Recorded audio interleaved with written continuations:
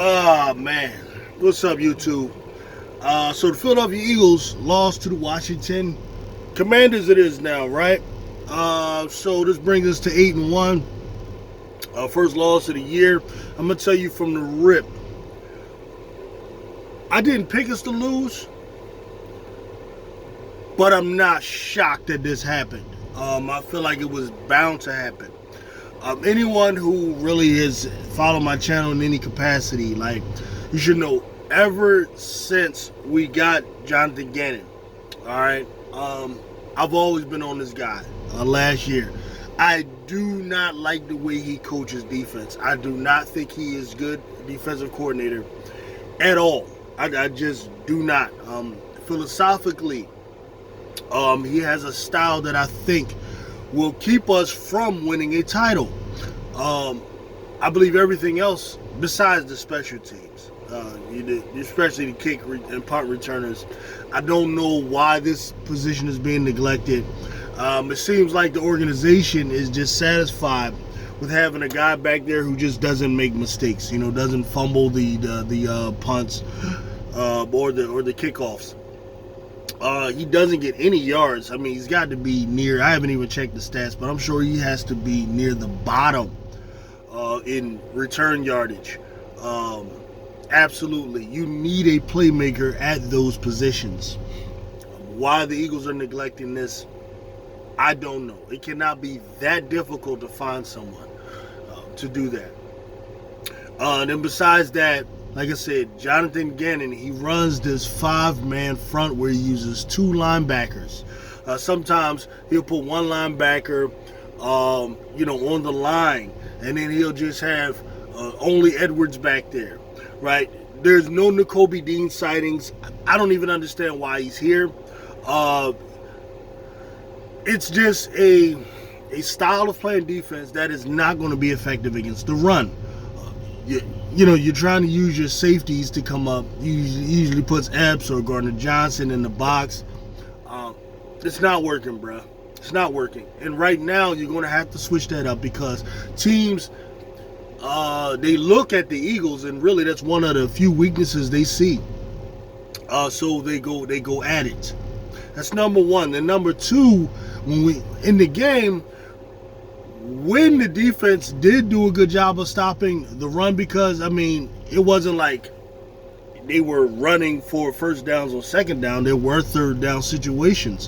When there are third down situations and Washington decided to go to the play action, you have free runners all over the place. So he's playing some type of a weak zone. I got to look at the all-22s to see exactly what zone it was, but it was all I know is there were free rushers everywhere.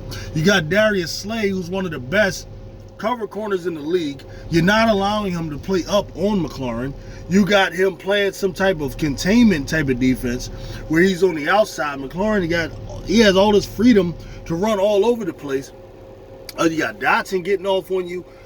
All types of guys that are like good receivers, but they're not guys that, they're not world beaters that you can't stop, especially when you have Darius Slay and Bradbury. Now, some people might say Avonte Maddox being out hurts us a little bit. Yeah, but it's limited. How much is that really going to hurt you? You're just out there not creating any type of pressure. Now, listen, all right, it's a shame, the local media, that people can't see Jonathan Gannon for what he is. The guy is trash, okay?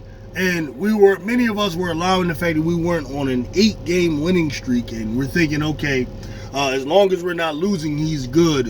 As long as we're only averaging, the defense giving up 17 points a game, this means he's good. You see, that's a bunch of bullshit. That's a casual take. That is not the way anyone who knows what they're looking at, knows what they're seeing, understands it. And this is why locally we have guys like Seth Joyner who's breaking it down, who sees it very similar to the way I'm seeing it, that this guy does nothing creative. Okay, he should be creative on every level of the defense. Okay? And for those who argue, well, the front four is getting paid all of this money and they're not getting pressure. That's true. However, the 4 down linemen just rushing upfield, playing against the offensive line, is very simple formula. Double Fletcher Cox, handle the rest of the guys, and they're not going to get to the quarterback fast enough to make a difference, right? So, but on the line, there are things you can do to make your linemen more effective, even if you're afraid to blitz. And that's the thing with John Gannon. He's a bitch. Doesn't like to blitz. Okay, he's afraid that he's going to just give up a touchdown every time, a blitz doesn't get home. Okay? And because he doesn't understand defense. And I think it's from being one of those guys who never played the game. When you never played the game, you don't understand the psychological toll that certain things you could do can have the effect they can have on the offense. And Brian Dawkins, was explaining this. He was talking about the Jim Johnson defense. He said they would blitz in a manner and blitz so much that you want the quarterback always thinking about the blitz in the back of his mind, always thinking that he has pressure. So then it'll get to the point where you're not even blitzing, you're going to fake a blitz. He's so afraid of the blitz that he starts making mistakes. That's the mind game you want to play on these guys. And that's why Jim Johnson was a much more successful defensive coordinator, because he's an older guy. He understands. Right now, our coaching staff, though they're young and bright, they have some whippersnappers over there who haven't seen a lot and really don't understand many aspects of the game from the standpoint of the psychological game that's being played. And especially Jonathan Gannon. This dude does not get it at all. I hope that these teams like him. I hope that one of these teams take him. I can't stand him. When at the first level of the defense, he doesn't run any stunts. Rarely ever runs a stunt. All right, we see Robert Quinn, is not beating his man fast enough. We see Brandon Graham is not beating his fat man fast enough and consistent enough. Same with Josh Sweat. How about a stunt where you take Sweat and run him behind Hargrave or Fletcher Cox and hit the gap that way? Why not have Brandon Graham do the same thing? You're not running any stunts just because you're using a 4 down lineman. You could do more with that than what you're doing. So he's not running any stunts on the line. He's not using any linebackers to blitz. He's not even blitzing the safeties. So we're not getting pressure. So when you couple that with struggling to stop the run because you're in this 5-man front, playing nickel basically, because when I grew up watching football, when a team played nickel, you ran the ball. Back when the NFL actually played smart football instead of, glorious, down the field football, because they got this idea that, fans only want to see 80-yard touchdown plays, and then people don't want to see it being grinded out. This is despite the fact that if you look up on YouTube, Barry Sanders, highlights versus Randy Moss's highlights. Why is it that Barry Sanders' highlights gets more views than Randy Moss's highlights? That's because people actually want to see a great running back. People like that. There was nothing wrong with the NFL. There was nothing wrong with the game. But I'm not even going to go off on that type of tangent. Okay? Now, the Eagles, they got to get it right. They got to get it right. Now, offense is real simple. The Commanders were just more prepared. They were more prepared for our offense than we were for their offense. Could be because the first time we played them, there was Carson Wentz, there was no Heineke. Could be because we didn't respect Heineke a lot, which I don't like. I don't know. Like, if you don't respect the guy, see, to me, if I don't respect the guy, I'm going to blitz the hell out of him. I would have had about 35 blitzes for his ass. That's the way I would do when I don't respect the guy. Jonathan Gannon's idea of not respecting the guy, I don't get. He only wants to play coverage. But on offense, they were prepared for all of our go-to plays. Because in the first game, you saw a lot of going downfield, Drew to Devontae, who killed them. AJ, there were some plays downfield, 50-50 balls where he was winning, and everything like that. In the first play, everything just went well. In this particular game here, they were prepared for the slant play. They were prepared. The Juice or whatever the guy, St. Jude or whatever the other guy's name is, whenever we would go to that play, he would dig in the ground and rush it, and it worked. It was excellent. I respect that. That's what Washington was supposed to do. They're supposed to respond and be prepared for everything that you did to them that worked. Trying to go over the top. That's how the first interception happened. They were prepared for these things now, you see. And that's the thing about playing those teams that a second time. They're going to be prepared for everything that you did to hurt them in the first game. And us, I don't know what type of high horse we were on or arrogance we were on, but we started to get away from running the ball. Especially in that second quarter. That second quarter was awful. I believe Washington made a concerted effort to keep the Eagles from scoring a lot of points in the second quarter. So if you look, we scored 14 in the first quarter, which was great. That second quarter is usually when we make our killing. And Washington made sure to hold on to the ball in the second quarter. This was like an old school Joe Gibbs type of game plan. That's what that was. That was like an old school 90s, late 80s Redskins, Joe Gibbs, John Riggins type of game, and it pissed me off. It pissed me off because that was not John Riggins. That was not Ernest Biner or Gerald Riggs, for the short goal line. They did not. It wasn't. They ain't got Art Monk out there or Gary Clark and those guys. All right, and McLaurin, he's a good one, but I believe if you let Slay play up on him, he'll do a lot better job than what the hell that was. That's good, man. Shout out to Washington. Y'all did y'all thing, man. I'm more concerned about what the Eagles didn't do. I still don't believe the Commanders are shit. They ain't gonna be shit. But what they can do is they can help give some of the opponents, L's. Opponents that we need to lose games so that way we'll be in position to have home field advantage throughout. But first things first, got to get ready for Indianapolis.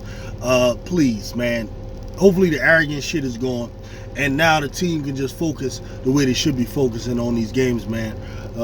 Jalen Hurts was so-so. His percentage wasn't bad in the first half, first quarter. Like I said, Washington had the perfect game plan, kept the ball away from us, so Hurts couldn't hurt us. AJ Brown, they were prepared for the slant play. Good idea. I don't know what happened with Dallas Goedert. Besides that fucking penalty, that face mask, like no Commanders fan or Redskins to me. None of their fans should be proud of that. That right there, the face mask that wasn't called, the bullshit hit on Brandon Graham against Heineke where he was clearly trying to pull up. Like if you're proud of that shit, then okay. Cool.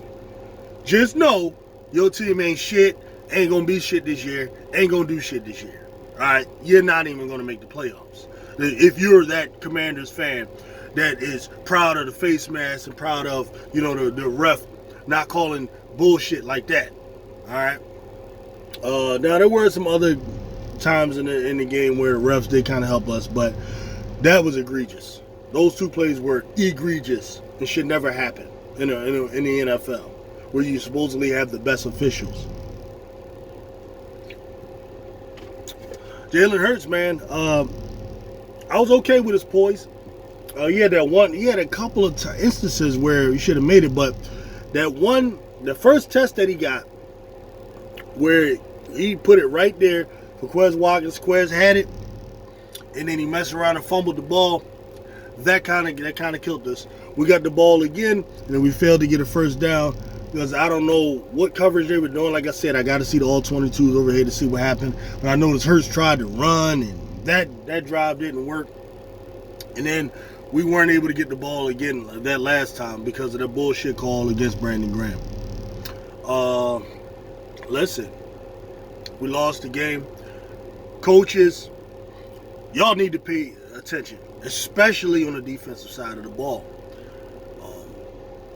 Personally, and I hate to say it, we're clearly a playoff team with the potential to win a Super Bowl. Talent-wise, What's going to hurt us is the defensive coordinator's game plan. That shit is not going to work. It's going to hurt us. Okay? You don't have Warren Sapp. You don't have Aaron Donald that's going to dominate up front. And this guy's not creative enough to make the best out of who he does have. So, like I said, if you need a defensive coordinator who needs Lawrence Taylor, Deion Sanders, Reggie White, and fucking Ed Reed on his defense and shit in order to win, then, like, what good is he? What does he bring to the table? Because last year the excuses were, he don't have the players. Okay, we got the players now. What's the problem? What's the problem? And even if you want to say overall he's doing well because we're 8-1, well, what happens when we play against, premier quarterbacks who are not going to make mistakes, who are not going to do stupid things, that Carson Wentz did, or stupid things that, Goff and some of these other guys we faced did? What happens when you face the Kansas City Chiefs if you can somehow make it to the Super Bowl? What happens if you face Garoppolo's little mediocre behind, but who may not make mistakes? What happens? That's the question, man. What happens if Tampa Bay gets it together and then, it's been shown that someone can come into Philadelphia and beat us? What happens if Tampa Bay comes here, and they go and decide to run the ball with Fournette? These are the things we need to be thinking about, man. So, that is what it is, man. I see y'all dudes, man, later in the week. Like I said, we'll be doing more videos, man, talking about the Eagles. So, I'm out.